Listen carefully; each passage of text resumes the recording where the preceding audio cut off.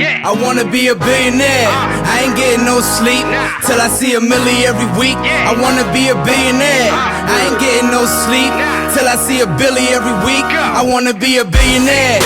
Billionaire, I wanna be a billionaire. Billionaire, I wanna be a... Ladies and gentlemen, how you doing? Welcome to another episode of Sleep is for Billionaires, the podcast. I am your host, Jonni Vegaz. Now today, I got a special guest on my show. Ladies and gentlemen, you're in for a treat, so take some notes. This man has been killing it in the music industry. You know, A&R extraordinaire, my man L-NYCE. How you doing today, King? Good, how you, my brother? It's been a minute. What did you want to do prior to this? Prior to the music business, I wanted to go to the NBA. That was a goal after probably my 10th grade year in high school. So I got a real long history of basketball. So at 10th grade, I'm like, oh, we're really good. You know, I'm playing against some real good people, and being from New York, like, oh, I'm gonna go to NBA because, you know, I feel like I was nice. Yeah. So at the end of that, you know, the reality starts setting in, and you start realizing, like, oh, you gotta work a little harder to get to the league. And then, you know, music always been like a pastime of mine, something I enjoyed listening to. I love the craft of music and the wordplay of music and the stories that were in the music and the messages that was coming from music. It's funny, my oldest brother and his homeboy were in a talent show. I was in a talent show, but we were doing like some lip sync. My brother's friend was DJing. And what caught my attention was when he's like, everybody put their hands in the air. And everybody did it. I was like, yeah, I want to do that. Like, I want to be able to, like, control everybody with the music. They put their hands in the air, whatever, and then you, like, put them down, put them up, like, make some noise and all that stuff. Like, oh, that was pretty cool. But what people fail to realize, like, it was really cool to be in the music business. Like everybody, like now, like, it's like everybody does music. But back in the day, like, sometimes you were frowned upon. Oh, you're a DJ? You rap? Like, you know what I'm saying? It was uncool. But it's a transition, like, you understand, like I always work hard at anything I do. When I put my mind to it, I'm like this. You know what I'm saying? But at the end of the day, it's like basketball actually helped me to prepare to actually now, not knowing I was going to be in the music business, but it just made me focus. I had a lot of responsibilities at an early age playing basketball. I was a point guard. I was the first freshman in my high school ever to go to actually be able to play varsity in 9th grade.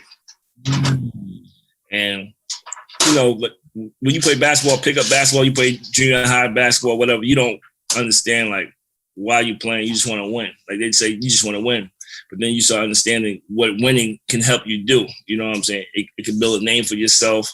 It can actually, you know, people start watching you. Like, when we first started, it's funny. I'm going to get back to the music. What was funny was when I first played basketball in 9th grade, the first time I got on the court against all these seniors and all these people that could dunk and stuff, I'm like, what's going on? And people in the crowd cursing you out and yelling and screaming. I'm like, and I never forget my high school coach got on me so bad after that game because some people I knew from my local area, they were talking to me while like in the crowd, and I was paying attention to them. And I'll never forget, I ran so much the next practice, like, yo, block all that out, block all the stuff, and just focus on the 5 people on the court, or actually 10 people on the court, and stuff like that. So how did you get your start as an A&R? That's probably within the last couple of years, though, like, because prior to this, like I said, I started off DJing in the music business, and I always kind of pick records that I like, that I think that people will gravitate towards. You know, when you listen to enough music, you start seeing something that stands out and things of that nature. Because before, like, through conversations through other people in the music business, new A&Rs who are now today, you'll listen to a record, right? And like, oh, the beat's hot. This is going to be a big record. And then you realize it's not a big record because the record may not be formatted correctly, or the intro too long, or too many bars in there. There's too much going on in the record. You know what I'm saying? Right. So when you take a step back and start listening to records, you start analyzing things like, well, damn, I get what they're saying. It's not a bad critique thing, but understanding, like, how to make a record. A lot of people rap. They don't make records properly. You know what I'm saying? They make songs, but they don't make songs properly. So once you start understanding that, and then a plus for me, with the DJing in every city, there's somebody who has a record that you may not have never heard of that's hot in that local area. But so when you start seeing that, like I might go to a different city like Chicago and play a record that I feel like is hard in Florida. And if I get the same reaction from the people in Chicago, then I'm like, you know what? This record may be able to go to a different market and work. So there's a couple artists that like I started telling people about, and they blew up. You know, so like I was like, yo, you should check this kid out right here. Like he's gonna be really big. And next thing you know, one of the artists, they did 10 million. Wow. You know what I'm saying? So it's like, okay, I know what I'm talking about. You know what I'm saying? Or I'm working with this client right here, and they go number one in the country. And I'm like, I told you. You know what I'm saying? Like I've seen it. I started seeing the reaction, the emails I'm getting back from people. People ask me for interviews and things with these artists prior to them getting their deals. So you can start seeing like when people are really messing with a record or something like that. So you're basically like the go-to guy when it comes to finding talent, you know what I'm saying, and kind of bringing them to the labels and, you know, brokering the deal that way? Yeah. I have some good friends that are pretty good big A&Rs and labels and things of that nature. And they trust they value my opinion with artists when I bring artists to them. You know what I'm saying? Obviously, I travel more than they do. So I start seeing it like how records are gravitated by people in the different areas and different cities. So if I go to 9 cities with an artist and everybody's rocking with the record, I'll make that phone call and be like, yo, the record they got right now can work. Because every city I'm going to, they want to do features with them, or they try to do a record with them, and they really like the record. And the responses are really good. So that's the hardest thing for anybody. Every artist wants to get like instant gratification, like this record's hot. But that's when it comes around, when you have to work a record to see if people really like the record. Because you can play a record and you could think it's hot, but 10 people in the same area like, nah, I don't like this record. In that case, what exactly are the labels looking for? The next biggest star. Like, you gotta look at what a star is. A star is not just somebody who makes music. A star is someone who can do it all. You know, they may not be the greatest rapper, but they got the aura. When they walk in the room, they control that room without saying something. You know, that personality, you know, all that goes together. Can they perform? You know what I'm saying? Just think about your favorite artists that you listen to, right? And think about it like, why do you like them? What makes you really listen to them all the time? Like, I'm gonna listen to this person. Because I always tell people, like, with an artist, you gotta look at it like there's something about them that you relate to them for liking them. You know what I'm saying? Yeah. Like, for me, Jay-Z is my favorite rapper. You know what I'm saying? Like, he's a hustler, businessman, and he doesn't jump for everything. You know, he don't do everything just because it's a trend. You know what I'm saying? He creates his own lanes, and that's what I respect about that. But, you know, then there's people like Jadakiss that I look up to as artists. Like, the storytelling, it's believable. It feels so real, like, you know. And then there's other artists I like too. Like, you know what I'm saying? Like, there's a lot of local artists I hear sometimes I feel like they just need the opportunity to be heard. What does it take for you to believe in up and coming artists? Work ethic is everything, I think. I feel like, because you can be the dopest artist in the world, but if you're not putting in the effort on your own, then there's no initiative. Because, like, you can go to any label and they give you some money, then what you're gonna do? You can't just pay everybody to do your stuff, or you got to be able to have stuff already established. And, you know, a lot of labels, they look for artists that already got a team together, people doing this, doing that, and doing the third, whatever. You know what I'm saying? Like, people always feel that there's no easy way to get a situation or to be an artist in the music business. Yeah, a record can definitely do it for you, but you want to be able to stay in the business for a long period of time. So have your business in order.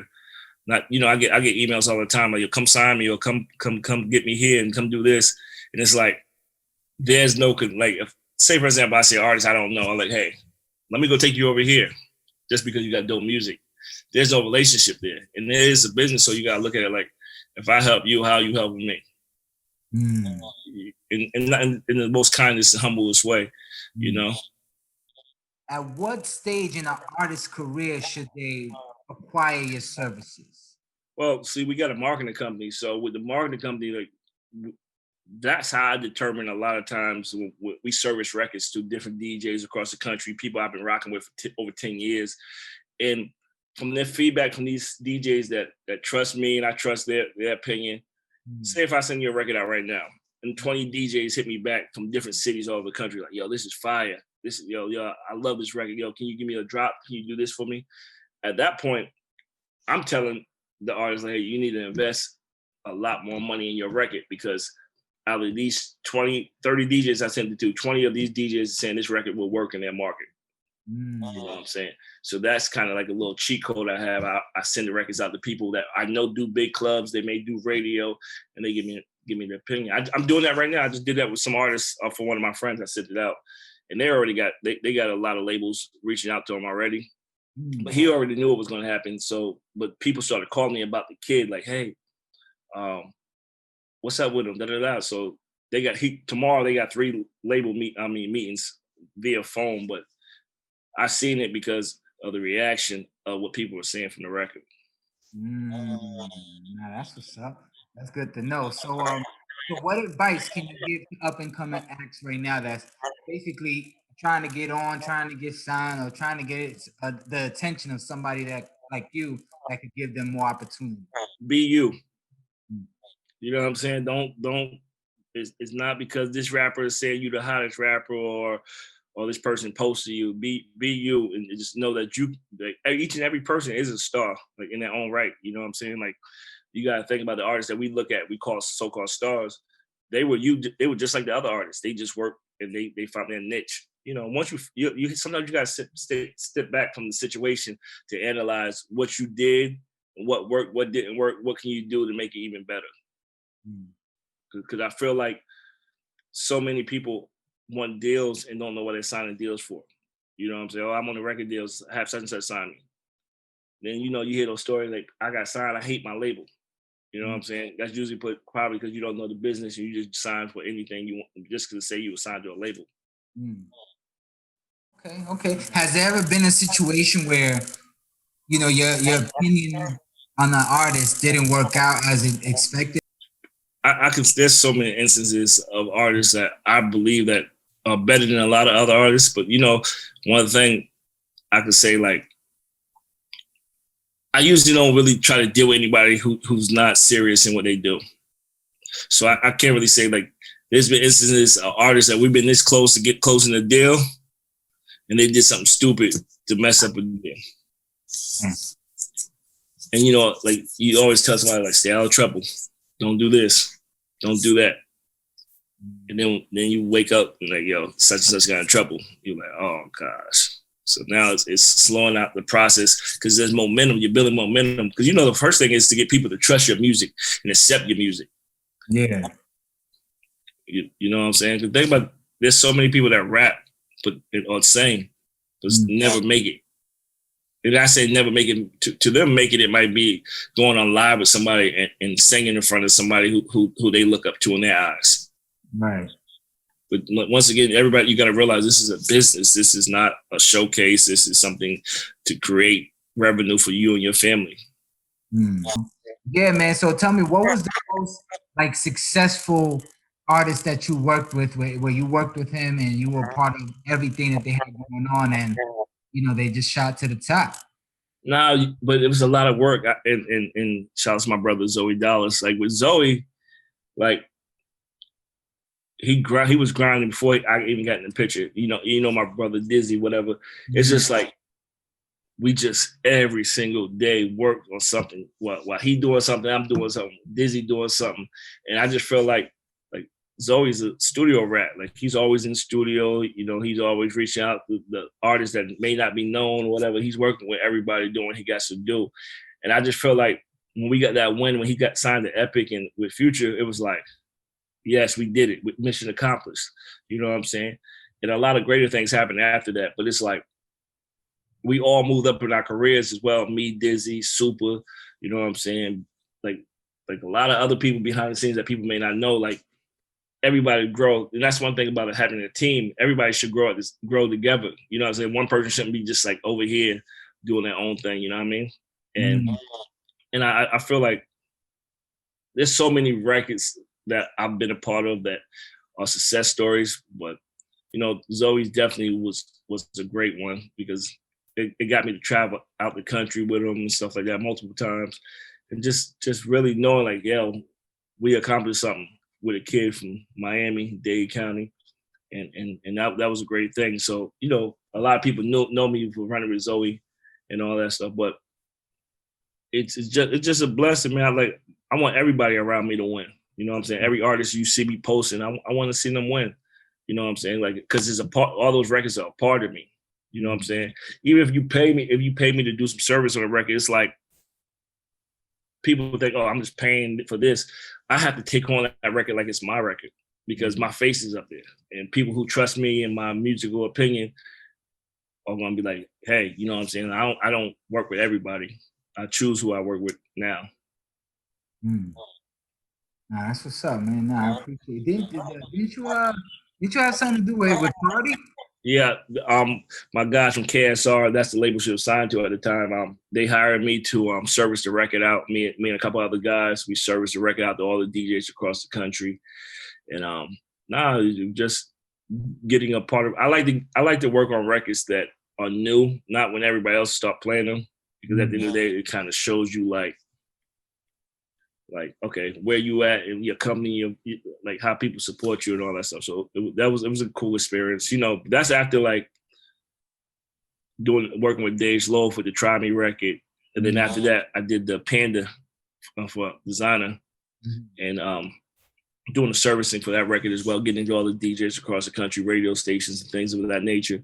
So it was kind of like transitioning hot, like this year, that year, next year, and in between that, it's a funny story. Like Zoe Blow a Check was out first, then Panda came out, and I also was working a record called If You Ain't Got No Haters, You Ain't Popping with my brother Rico Ritchie, and it was cool because I was involved with two records at the same time. I was moving across the country, and then at that time when you travel, you start meeting people in different cities. So it's like you start building relationships because you know it. If you're in the music business, you're going to come back to these cities again. So it's good to have a relationship when you walk into a city, knowing who's the key DJs, where to go, take the artist to, and things of that nature. Has COVID affected your business at all? Nah, you know what's so crazy? I just did my first event in Tampa. Oh yeah, ain't no pandemic in Tampa. Oh yeah, nah, they wildin'. But you know what? Like you gotta respect what's going on, man. Please, everybody gotta be safe. Like we joke about it and say, oh, this and that. But at the end of the day, like I lost a lot of family members to COVID this year. Last year, I'm sorry. And it's like even the reality, like my uncle's he's in the hospital right now fighting for COVID. So it's like, well, like everybody in the world has been affected by it some form of fashion. What the business thing is, I just got creative. Like I always been a creative guy. Like when my back against the wall, figure it out. And that goes back to basketball. Like I was thrown on the court as a 14-year-old kid playing against grown-ass guys and all that stuff. I had to figure it out. I didn't want to make a mistake or embarrass myself, so figure it out. Man, let the people know where they can follow you and where the artists can acquire your services at, man. Listen, everything is L-NYCE, Instagram, Twitter, Clubhouse. Yeah, that's where I'm at. You can always hit me up. I'll figure it out, or just tap in. All my information is right there on Instagram at L-NYCE. That's what's up, man. Clubhouse is working for you? You like that Clubhouse stuff? Yeah, you know what's so crazy? My homeboy who's an A&R at Empire was like, yo, they had to, my bad. They had to get me on, they're like, yo, you gotta get on Clubhouse. You gotta get on Clubhouse. And I was like, man, I don't know about Clubhouse. I don't know about it. And they were like, Clubhouse is it. So we got up there, but a lot of people I haven't seen over the years were up there. So it's like, okay, cool. So we start chats and stuff, and like we're pretty popular. So like I have my homeboy from LA, he's popular. My other homeboy from New York, he's popular, and I was popular. So we have 1,000 people in our room listening to what we got saying. You know what I'm saying? And it's so crazy because it gave us, it's a different thing because like I always tell people like Instagram and Twitter, you can post pictures and stuff, but you leave the captions, right? So if you're an introvert, you can talk, you can text, you can do all that stuff, but now you gotta talk. So that's when communication comes about. Now, are you making sense when you're talking? Do you know what you're talking about? Stuff like that. So now it weeds out a lot of people. But one thing I do want, like, don't get fooled just because someone has accolades. We're all human, you know. But it's cool. You know, that's another reason I bought this equipment today for Clubhouse. So we plan on doing something really special and everything like that. Well, I can't wait, dog. Well, definitely keep me posted, man.